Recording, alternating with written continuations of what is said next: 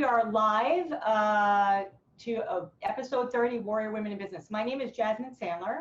I am the CEO of Warrior Women in Business. For those of you that don't know anything about Warrior Women in Business and came today to hear Katie Hill, which I'm just so excited that she's on today.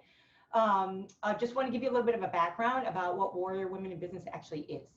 So Warrior Women in Business is a podcast, but it's also a mission-driven organization to support women in business and women in politics and women in the arts. And it's really about bringing together mentors and leaders in business, arts, and law in a way to educate, encourage, and empower women to move forward in equality, in bettering their values, which is a lot of what I talk about in this podcast. We at warriorwomenbusiness.com, you'll find past podcast episodes as well as events. As part of Warrior Women in Business, we run an annual conference called Brand You, which is all around developing female entrepreneurs as thought leaders. And we constantly run events. It's been very hard during COVID. So I would love really to announce a couple of events and classes that we have coming up before I get into today's amazing podcast. So on October 24th, Warrior Women in Business will be holding an exclusive event with Women of Culture. Women of Culture is an organization in New York City that curates art and cultural events. It's really, really fun if you've never been to one. So we are doing an exclusive Good Vibes on the Lower East Side curated art walk, talk, brunch, and obviously cocktails. And so that is going to be Saturday, October 24th. And then the other thing that I'd like to mention is Tina Trevino, who's one of our certified coaches on warriorwomenbusiness.com, who owns Takaya Brands, which is a global women's fashion brand. She's leading us through a 4-part mini course on how to build a fashion empire. And so that's on warriorwomenbusiness.com. So I would like to get started today with episode 30. So for any of you, or hopefully most of you, I did last night, who watched the presidential debates, you know, more and more and more in the news today, women are becoming a force in politics, and thank God, you know, but it's a struggle. I don't know much about it, so I asked Katie to be on. And so I've asked Katie Hill to be on. She's a former Congresswoman of California. If you want to wave to the camera, Katie, say hello. I've asked her to be on, but most importantly, she just completely stood out to me. She has a book, and I just told her I can't wait to actually get through it. It is a book really about women's equality, and it's a book about how women struggle through gaining levels of power in their industry. And I know she's going to share some tips on how she has achieved so much in such a young, as a young woman, actually. So, you know, I asked her to be on to talk about women's equality, about the struggles that we have. And a lot of women don't even speak up about problems of misogyny. I know I deal with it all the time across my business, across my music, in many different areas, and how we can come together, whether we are alone in a group of men or we have other women. How do we align with those women to move forward? So I'd like to welcome Katie to the show. If you want to go off of mute. Yep. Hi. All right. Thanks so much for having me. Yeah, no, I'm super excited. I'm super excited for you to talk about. You're the first guest that I've had that has had a political seat. I've had amazing female lawyers on the show, but never anyone from the governmental side. So I think that brings a new perspective to Warrior Women in Business. Yeah. And no, I think that the crossover needs to be happening more. So I'm glad to be here.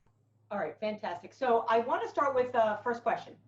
So, you know, you certainly have faced adversity as a woman in your political career, and you're an example of what we call war in the Warrior Women world is a power woman striving for equality. And I feel like I'm one of those. My mom was certainly one of those. My friends are those. And it's really hard, you know. So, you know, in your career, which is a little bit different than most of ours, can you walk us through, firstly, your decision? How did you make the decision to go into politics? And then your experience in achieving the political seat as Congresswoman? Sure. Well, I was not planning on becoming a politician originally. I was originally planning on becoming a nurse, like my mom and both of my grandmothers. But one thing led to another, and I ended up in the social services sector. So I was running a large homeless services organization. Oh. I became the executive director and deputy CEO by the time that I was 26, I think, and got really involved in the policy, making policy change and expanding these organizations and really working on the business side of it, right? I worked on mergers, I worked on the finance end, I worked on, housing development. And I think that background really was important to me. But anyway, it was mission oriented, right? It was all about how can we end homelessness for individuals, families, and communities. Then 2016 came along and everything changed. It was suddenly about, recognizing that people were coming into my office one after another and didn't know what it meant for us, didn't know what it meant for their jobs, but more importantly for the people that we were serving, with Trump in the White House and a Republican-held House and Senate. And I felt like I needed to do something, but that the next opportunity to do so would be in the 2018 elections. And I thought, okay, great, I'll get involved somehow. I looked up at that point, there was a tracker called Swing Left that had just emerged. And you could type in your zip code and it would find the closest swing district to you. So I did that, and I found out that the district that I had grown up in, I'd spent my entire life in, was actually the swing district, and I could not believe it because it was this deeply Republican seat growing up. And where did you grow up? Santa Clarita, Simi Valley, basically the north side of LA County. But anyway, so it had always been held by a Republican for my whole life, and it turns out that Hillary Clinton had won that district by about 6 points, but the Republican incumbent in Congress had won by about 7. So that's why it was targeted as one of these key seats across the entire country to be able to flip the House. So I was like, great, this is my own neighborhood, my own family, like my whole family lives there. I live there. And I was like, I can get involved deeply. I know this place, right? I can help somebody.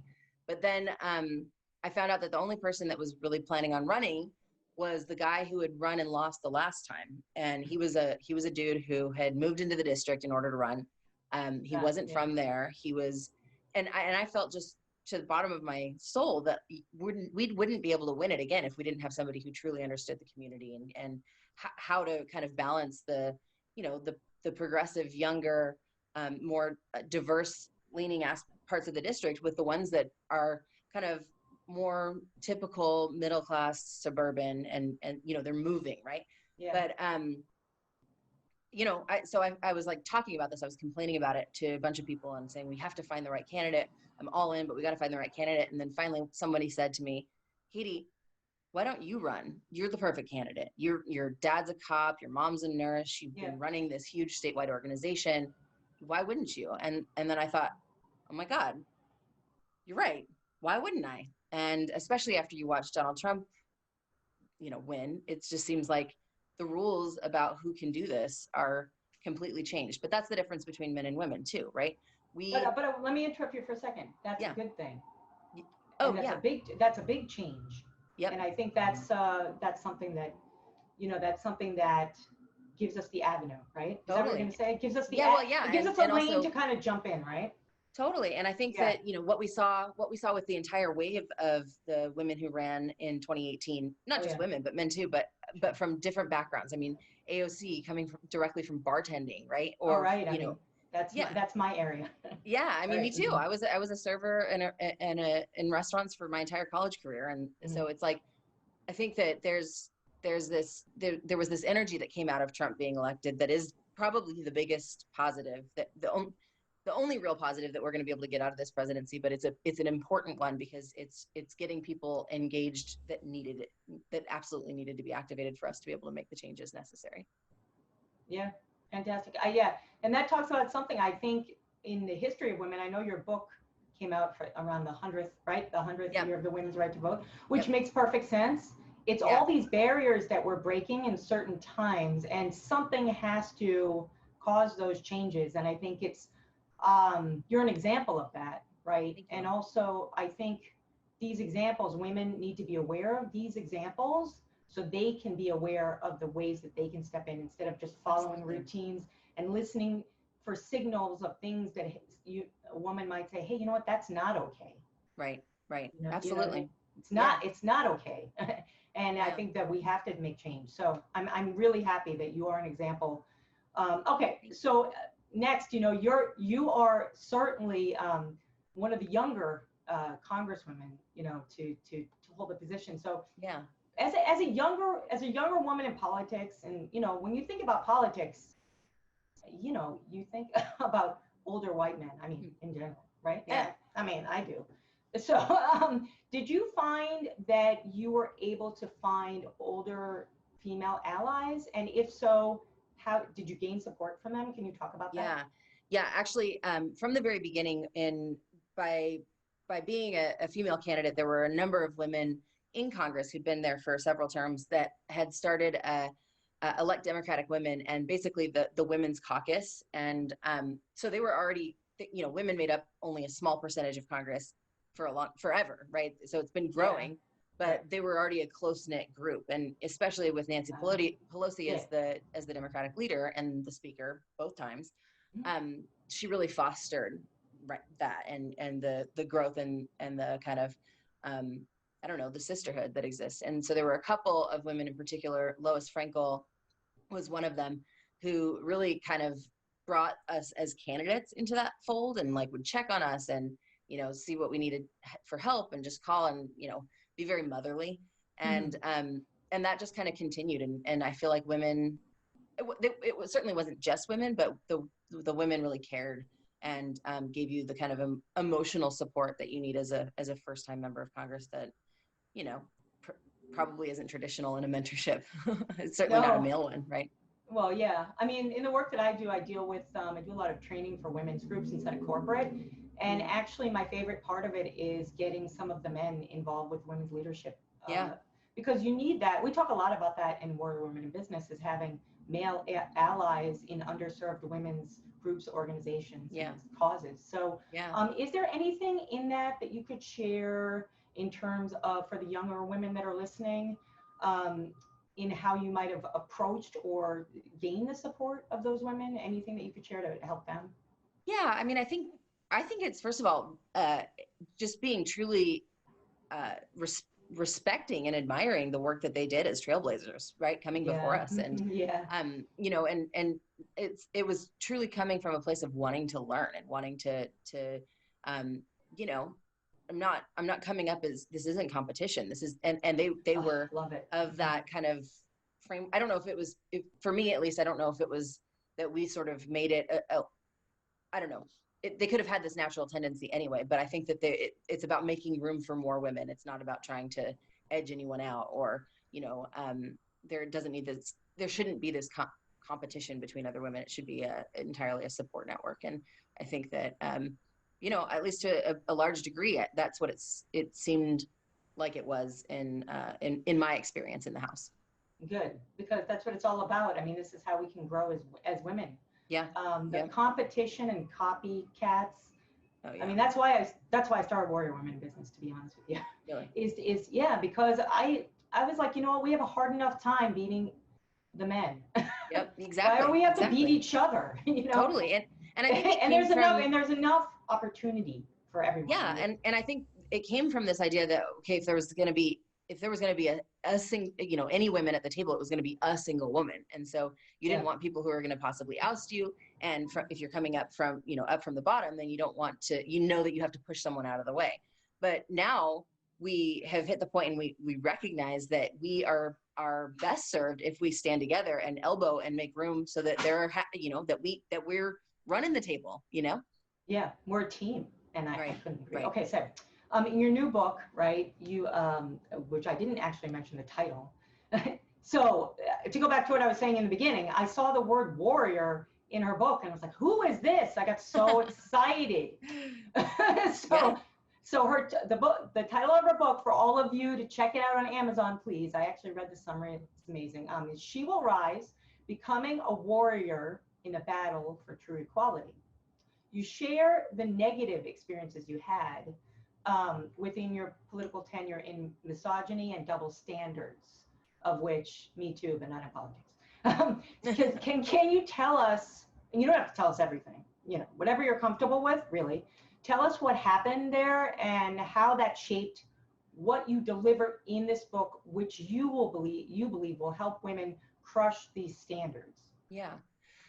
So from the very beginning, what I learned was that it is so much harder for women to even enter politics, even to begin to consider it, right? So we're kind of behind the game in, from day one. And actually, the research backs that up. That from the time we start, by the time we start our first jobs, by the time we finish college, we're already making less than our male counterparts with no experience in an entry-level job.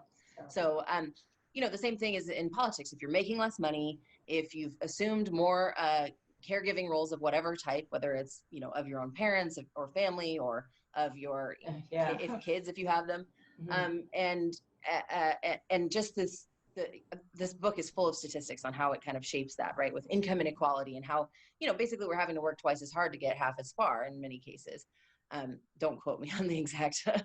No, but Dorsey and Whitney has some stats on that, so it's hard to keep up with them. So I know it's overwhelming when you do. But the book, it has them. I've got the sources all in there, and so my I guess what I was thinking was, or what I'm saying is that from day one we have fewer connections to ways into politics.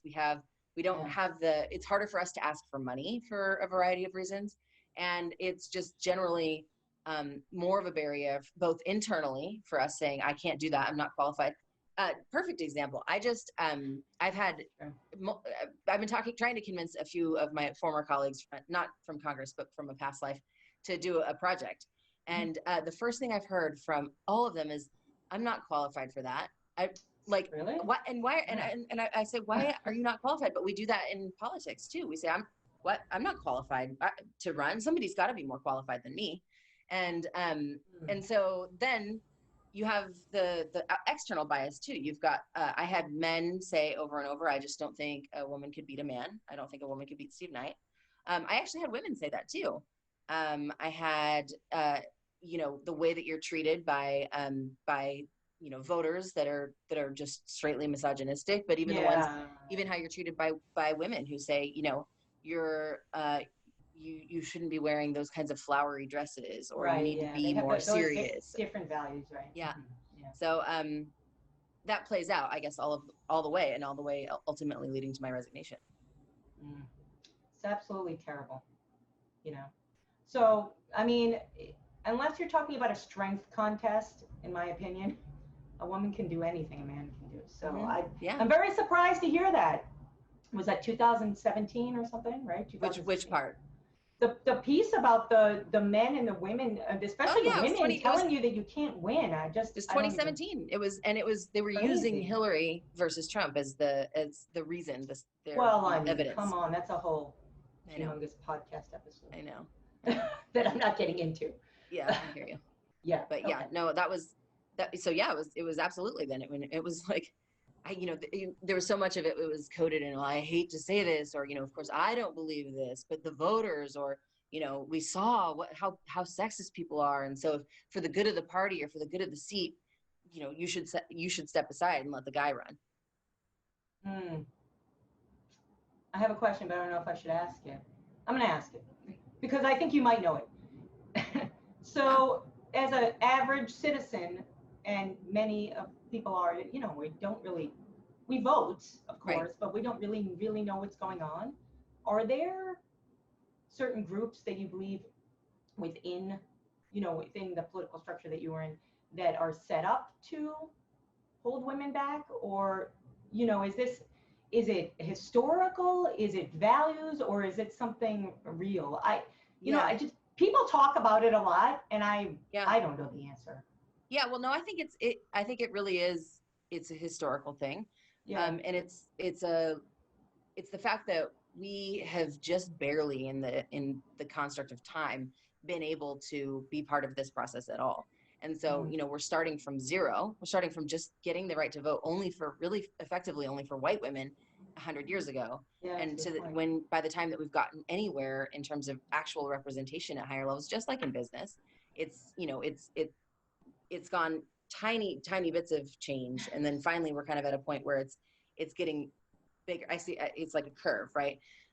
So, but that means that we've just got so much work to do in terms of pushing it off. We've got literally completely internalized and forever reinforced visions of what leadership looks like that is not female, you know? And so for people to just, even in their own mind's eye, visualize that a woman can be president or a woman can be the one in charge, in whether it's in the boardroom or in the White House, you're going against, you know, all of that socialized kind of way of thinking. Yeah. So let me ask you this, because I like that you brought up the analogy of business and politics. Yeah. So in business, you know, our leadership levels, C-level executives at Fortune 100 companies, you know, we go from like 2 to 4% in a matter of, you know, 30 years, let's say, right? The point is, it's a small percentage of growth, and it continues to be hard. And so in my work, I work with executives, so yeah, male and female. Anyway, so I see my outside view is I see this attempt to strengthen that and grow those numbers by building women's groups, women's efforts, women's initiatives. Yep. And some of me thinks that creates a little bit of a divide, you know. I don't know what you think about it. Like when you mentioned that there was a Nancy Pelosi and a kind of a women's group, it helps women, but do you think there's a way that we can truly create equality? You know, because I still think that's in business, you know, that tends to be an issue. So yeah, well, I think for me, and I think that this was just so reinforced by what I saw while I was in Congress, but also in other aspects of life. I think the best way that you can get equality for any group is by achieving representation at the leadership table. And that doesn't mean that you're trying to force people out. That doesn't mean that you're trying to, you know, kind of abscond with power, but you're asking to share it. And you're saying that we've got to make room for people who reflect half of the population, women, to make up half of the leadership positions. And we're asking for, you know, people of color. If you make up 10% of your organization as a whole, or if you make up 10% of your client base, or whatever it is, we want it to be reflective of our consumer base, or of our staff, and of the population when we're talking about government. And that's only fair, and that's the only way that you're going to get the proper interests of those groups and priorities of those groups to really be pushed to the front in a genuine way. And for so long, we've had any group that's not old, straight, white, wealthy men has been pushed to the side. And so we know, and that basically means that we've still got this big old group of old, wealthy, straight, white men that kind of have to like get, you know, squeezed. Or they have to embrace everything. Right. Yeah. And it can be an expansion. It doesn't have to be, it doesn't, you know, shoving people out. Right. I think but I think that's my point, you know, like this has nothing to do with politics, but I had a conversation with a recruiter and last year, and it opened up my eyes to something I never knew. I said to him, we were talking about executive jobs, because my clients, I'm like, oh, sometimes they want to get a new job and it's a secret or whatever. And he said to me, you know, most of the jobs that you see out there, they're just fishing to fill a quota of women and colored people. I'm like, what? Yeah. You know, so part of me, you know, in equality, the way that I think of equality is actually just embracing a person without looking at their name or their color. Do you know what I'm saying? No, I 100% get that. And I know a number of talented younger white guys who have worked for me, or who I know, who have actually struggled to get jobs for the same reason. And exactly. And you know, my dad has talked about that in the 90s, the first time with affirmative action. But the truth is, like, it's almost like it's time, right? Like it's just so hard for us to be able to kind of counter the fact that we you know, that there was no way of ensuring that equality because of just the advantage and the privileges that have been kind of you know, foisted upon or not foisted upon, but that have been kept away from everyone else. We just have to find a way of making up for it, and that doesn't mean that it's going to be true. That doesn't mean that it's going to feel fair to each individual person, and instead it's going to have to be more macro. It's going to have to be more societal, and sometimes that means that it's going to be harder. It's going to be like it was for women for so long, or for people of color for so long, for a white guy to get a job, and it's just a role reversal. But of course, it's new for them, so it's like that much more difficult to conceive of, and they feel more oppressed by it. Yeah. Well, I like what you talked about representation, because I feel that you don't have to hold a huge leadership position in life to make a difference, right? Oh, yeah. You can represent something in your community or within your company or within your industry or your neighborhood, right? Yep. And yeah, it doesn't have to be like, it doesn't have to be going to Congress, right? It can be in a million different ways. It could be on your school board. It could be, or not even, it could be in your PTA. It could be in your neighborhood association. It can be anywhere that I think that's kind of the obligation. If we want equality, if any group wants equality, then you do need to show up. And that means by voting, that means by volunteering in these kinds of places, that means by kind of in many ways stepping into the uncomfortable, stepping into the places that we've been kept out of and that therefore don't necessarily feel natural to us. Yeah. So when you come across, or you had come across, or maybe you still come across it, obstacles, from a woman achieving her next step in something, can you share advice on how you counter those conversations in a positive way? So can you give me an example, like what? Yeah, sure. So if you so let's say in your either your current work now or when you held a seat in Congress, as you came across situations where you were told that you were told that you couldn't do something in a room full of people where you had that seat or you had that position, but because being a woman, someone told you couldn't do something. Yeah. That's my question, because I know a lot of women come across this. Or you brought up the example, which I liked, about women not asking for the money that they deserve, which is something I talk about a lot. So, and I think I talk about this psychology on the show all the time, and I think it's a lot of like internal. But I guess those type of conflicts, whether it's internal and you have someone sitting in front of you and you can't ask for the money, or it's external, you ask for something and you get shut down because you're a woman. Can you just any example you can share specifically and how you got around it?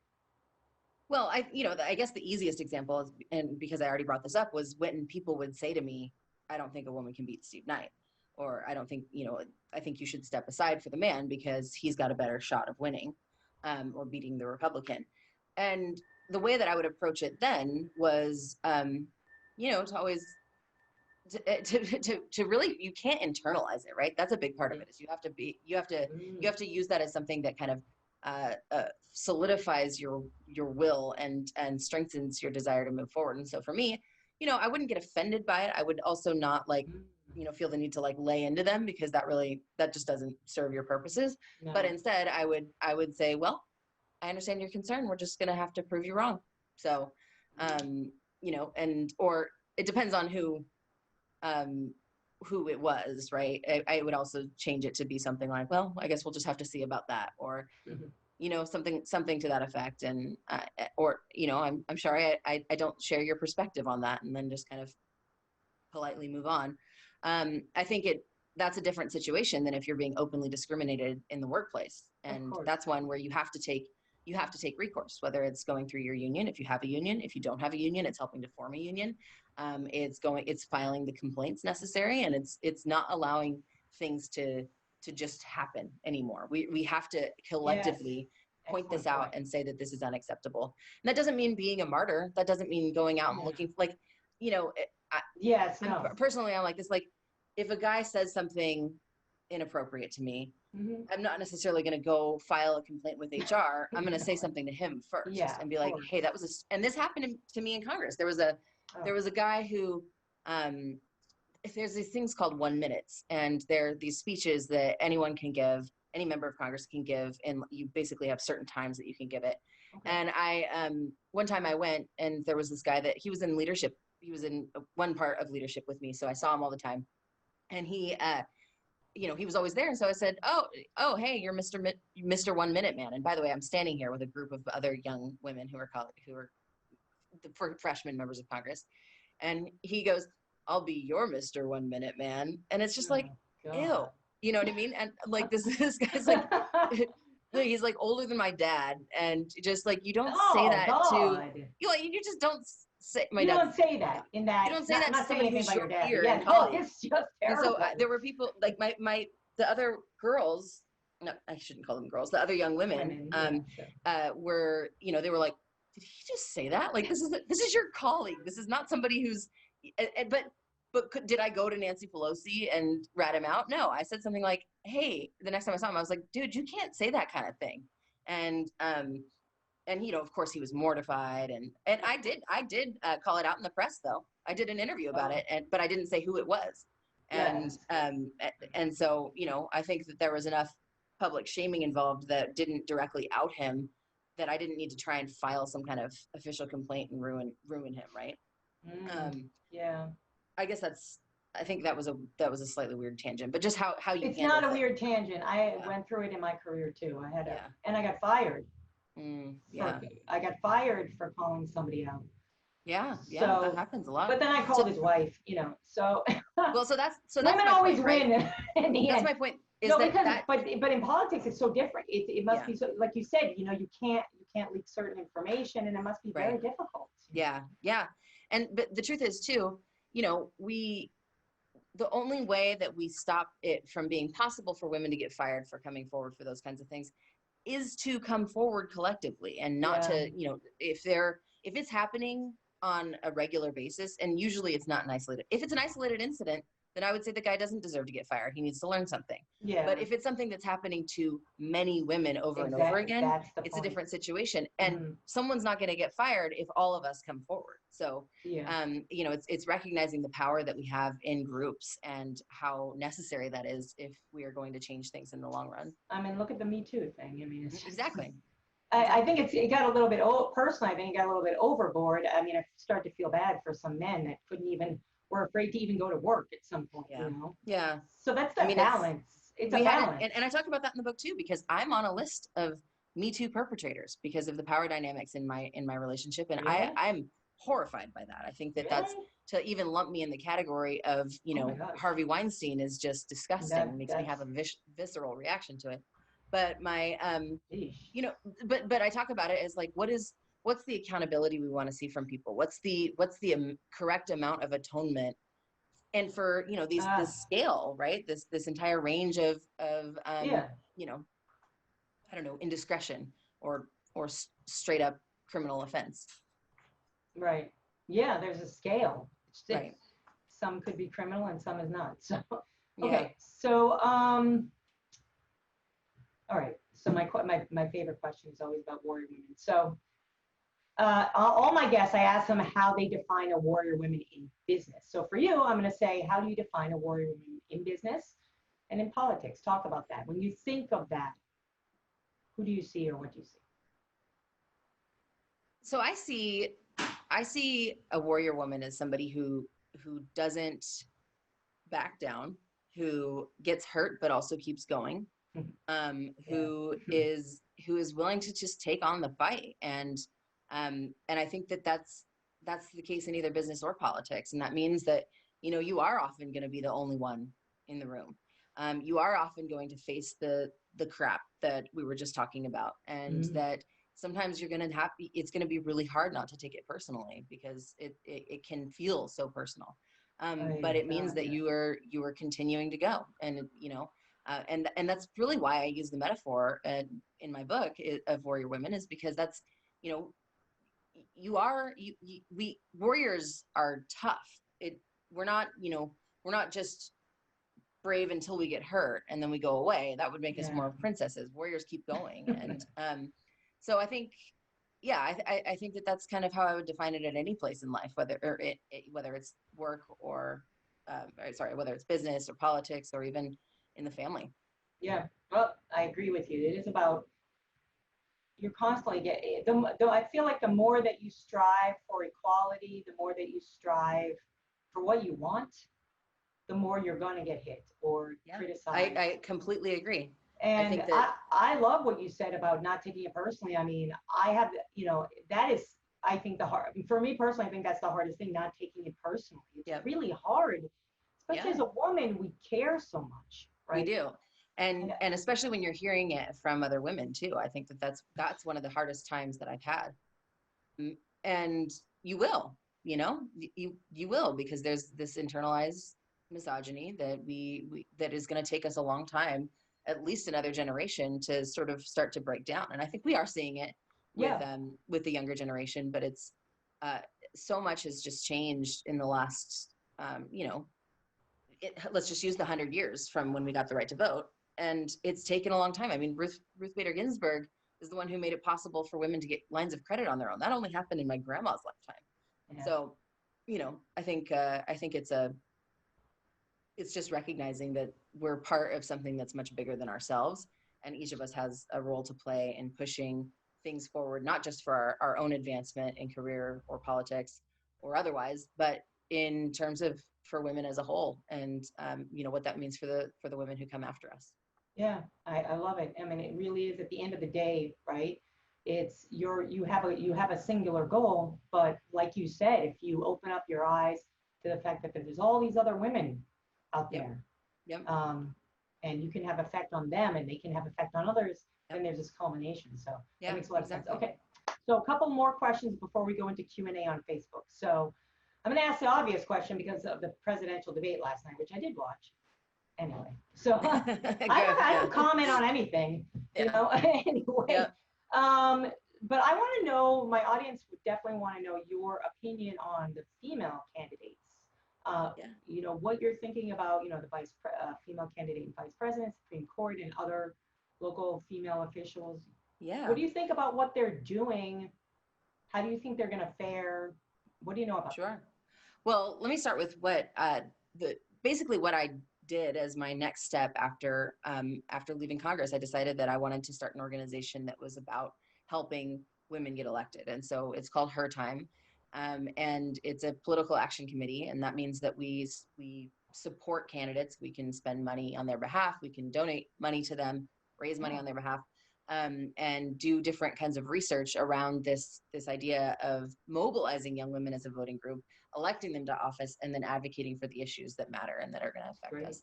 So, it's Her Time, right? Her Time. Her Time, her-time.com. And with that, we're I guess for me, that's kind of where what I think it all comes down to is basically we need other groups. We need women to support women to get us elected. I think and that's kind of what the book is all about, is how do we ultimately get to the point where women are succeeding at the ballot box, because it's going to take an intentionality to get there. But Kamala Harris she was my first. I endorsed her as soon as she started running for president. So the fact that she is the VP pick is, I'm thrilled by. I feel good about it. I think that she's. I just have a good feeling, but can't get complacent at all. And then I'm really optimistic. I think that this is going to be another wave of women getting elected in higher numbers than we've seen ever before. As far as the woman Supreme Court pick, I have an issue with her because she's a woman who makes decisions that are anti-women, and I've talked about it before, but there are some women who have truly internalized misogyny, and forcing that upon other women is just not acceptable. Do they do that? Because I don't know much about that, but so did they do that to gain these power positions, or did they really believe that? I mean, what's their intention? I think that they've internalized it so much, either through their upbringing, their religion, or their own experiences, I see. Lack of confidence, whatever it is, that they truly believe that women, or at least some women, maybe it's not them, right? Maybe they have a carve out of them, or have a different role in society, and maybe they don't see it. You often hear this argument that it's not inferior, it's just different. What's her name? Phyllis something or other, I forget. She was the one that they made Mrs. America about, and I didn't even watch it. But she's the anti-suffragette. She's the anti-equality ERA person, and Phyllis Schlafly. Okay. So that they basically you know, women are anti-choice, anti-abortion, anti all these, anti-birth control, women getting equal pay, all these kinds of things. And I think I think it comes from a fundamental lack of understanding of how these policies and these things are actually keeping us back. And how, if you're not white and privileged, then it probably isn't helping. You know, you probably don't have any semblance of equality because of these things. So. Wow, that's terrible to hear. I want to go change it right now. What? I mean, do those women understand that it's beautiful to be a woman? And you know, I think that we have these, you know, these choices are so important. I just, for themselves, never mind other women. I know. I think it's kind of shocking. I'm sorry. I think it honestly is changing. Like we used to see women. I mean, I truly think it is. I think it's changing, but it's taking time, and it's overwhelmingly women over 55. Oh, well, right. So, like the studies just show that in a huge way, and so but not, of course, not all. Like Tommy Lahren or whatever her name is. Mm-hmm. But yeah, I think it's definitely it's a social work in progress. I think I'm going to invite them to our next event. There you go. Oh yes, I am. I'm giving them Warrior Women T-shirts. Okay, so we are going to be going to questions in just a minute. We only have, we have a certain time. So for everyone that is listening or watching, so Katie is going to be giving away a copy of her book, or maybe copies, whatever she wants to do. So there is a form, an RSVP form. If you haven't filled it out yet, my assistant will be putting that link into the Facebook chat. But again, her book is, for any of you who want to go check it out today, which you all should, it's really good. She Will Rise, Becoming a Warrior in the Battle for True Equality. So, by Katie. All right. Thank you. So, you're welcome. Thank you for being on the show. So, we're going to go now to Facebook Q&A. I'm just going to be waiting here for a second to get some questions rolling from the audience. So, please, if anybody has any questions and you're on Facebook, just put them into the comment box. That's all you need to do. Any questions for Katie about all the topics that we talked about today? Or whatever. Whatever you want to ask. I just need to check.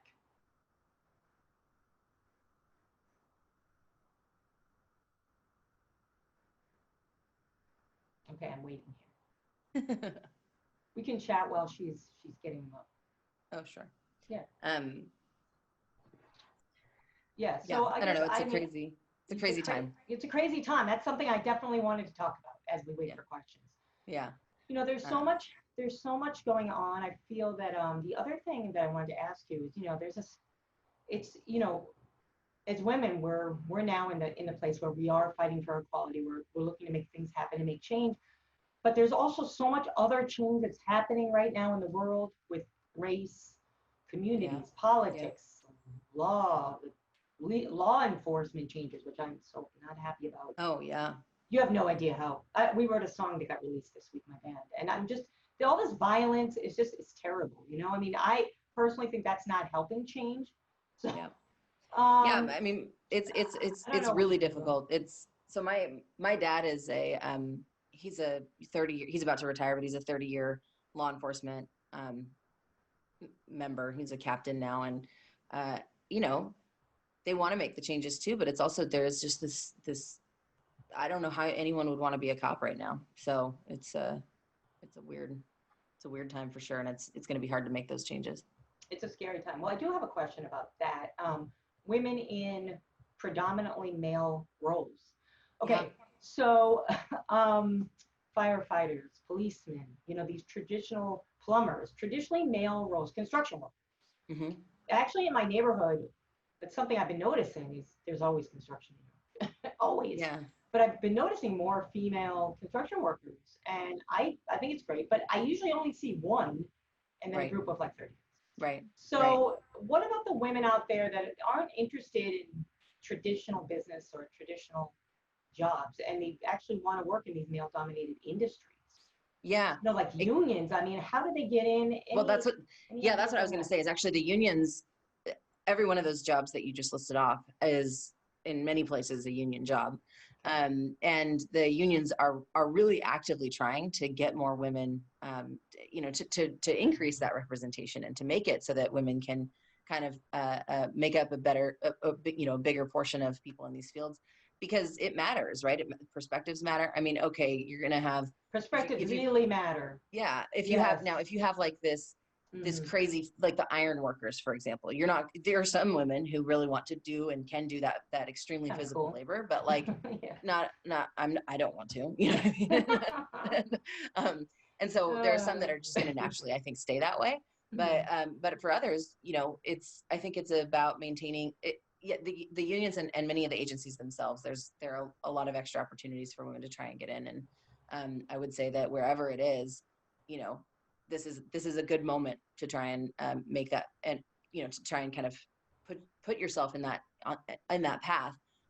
But also know that you will be a trailblazer, and that means that you'll run up against the challenges that we've talked about. Yeah, and so right, and as you're going through that, there's going to be a lot of threats around you. Just like you mentioned, women saying that you can't do it, men saying that you can't do it, Yep. And I guess is your advice for them to kind of keep going, and just if you feel yeah. if you feel like this is something you want to do, if you feel committed to it, and then prove them wrong. Just prove them wrong. And I think that that's a really, like, for me at least, that's a big motivator, and it has been my whole life. So and I think that might be for me at least, I think that that's something that probably could apply to a lot of people. Yeah, sure. I mean, absolutely. I in most careers, I started my career with IBM, and when I started, it was mainly men. Yep. I'm like, all right, I'll just keep going. It's where I am, and it's what I want to do. And the more people tell you can't do something, the more you want to do it. I love when people tell me I can't do something. Exactly. I see you're the same. I'm like, okay, good. Oh, yeah. Keep telling. I don't like when they bash you for no reason. No. Because and you shouldn't put up with it, but that's not fun, and that's not right, and they're just doing it to put you down. But right. But yeah, I mean, absolutely. All right, I don't know if we have any questions. The thing is hanging here, and it's fine. So, anything else you want to share with my audience in terms of how they can contact you? Something that they should be aware of that you're doing coming up besides the book. Yeah. Anything else you want to share? So a couple things. One is Her Time is her-time.com. You can sign up there to get alerts. We're keeping everyone up to date about the candidates. We've got some polling that's going to be coming out soon. So sign up there and follow us on all the social media. There's I don't personally have a Facebook presence, but Her Time does. And if you want to follow me on Twitter, I'm at Katie Hill, the number 4 CA. And I'm known to say some snarky things once or twice a day. Hey, that's Twitter. Yeah. And then on top of that, the book, we have resources around different things, including how to get involved, resources in case you are being discriminated against.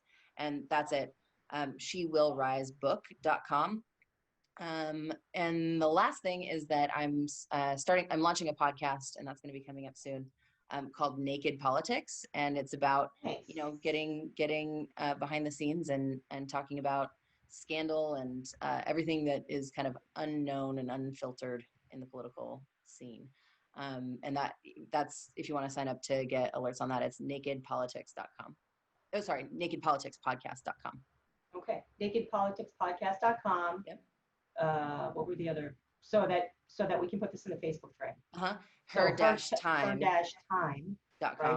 And then the book URL? The shewillrisebook.com. Shewillrise. And then at Katie Hill for CA. At Katie Hill for CA. I'm for CA too. I hope these wildfires, it's just so. Yeah. Oh, someone has to do something. I know.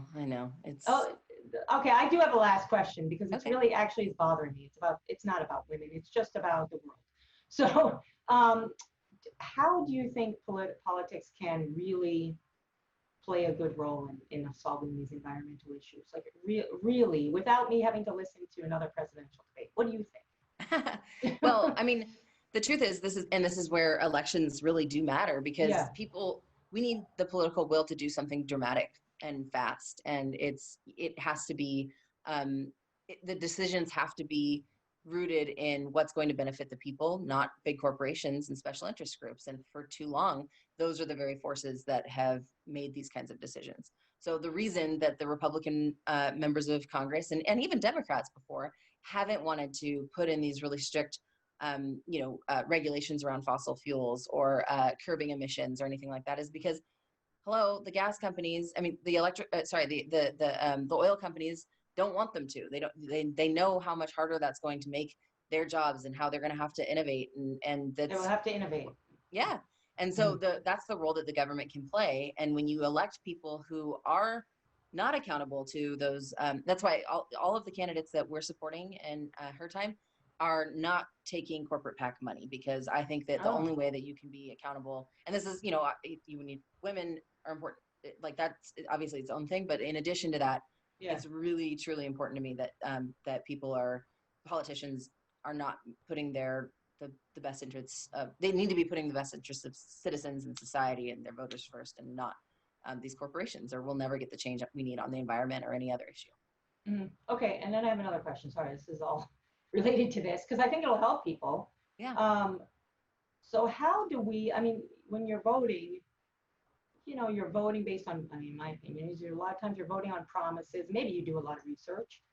So are there any ways that voters can measure or kind of understand what they can expect? I mean, that as a voter, that's the one thing I always hear. It's the one thing, oh, I don't believe him or her, Yeah.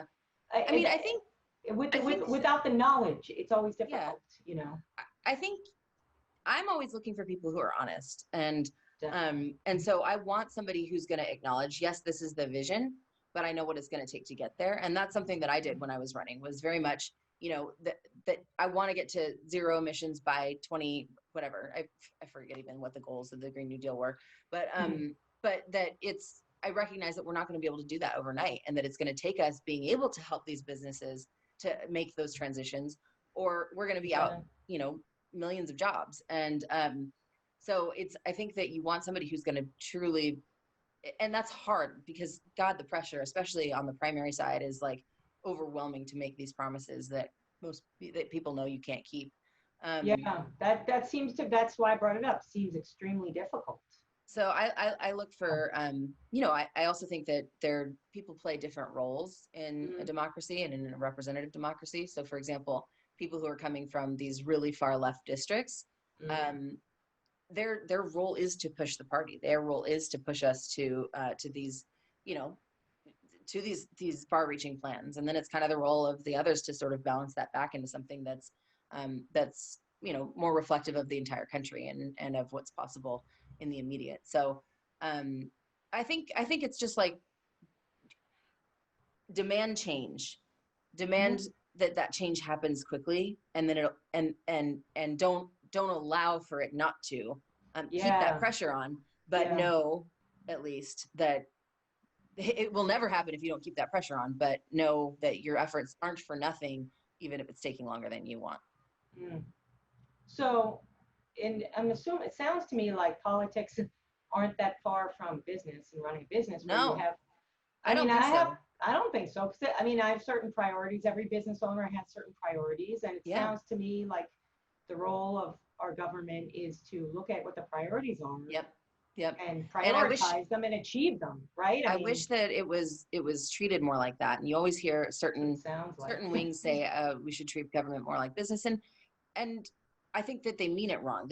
They're talking about running a profit, and they're talking about always focusing on the economy. But instead we need to be talking about running it like a business, or running it like an organization that has an actual mission and measurable, achievable goals, and these outcomes that we're going to be expecting within a certain time frame. And I think that if we had that kind of approach, and there was less of a focus on getting reelected and the politics and the bullshit behind it, then our government would work a lot better.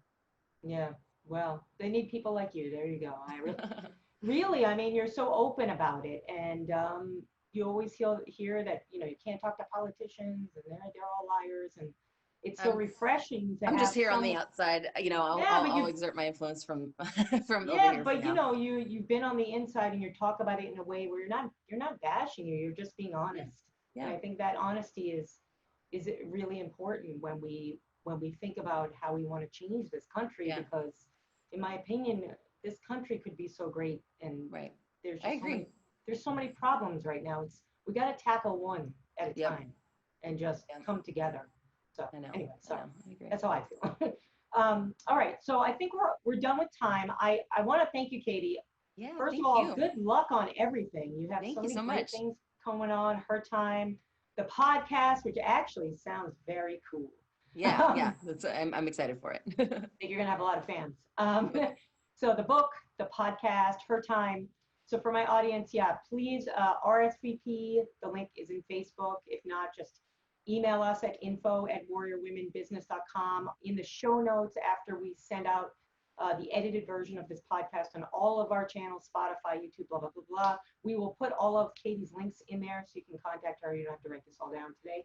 And the last two things I do want to mention again is October 24th, if you're in New York, we're going to be having our first, finally, post-COVID event, which is going to be fun on the Lower East Side.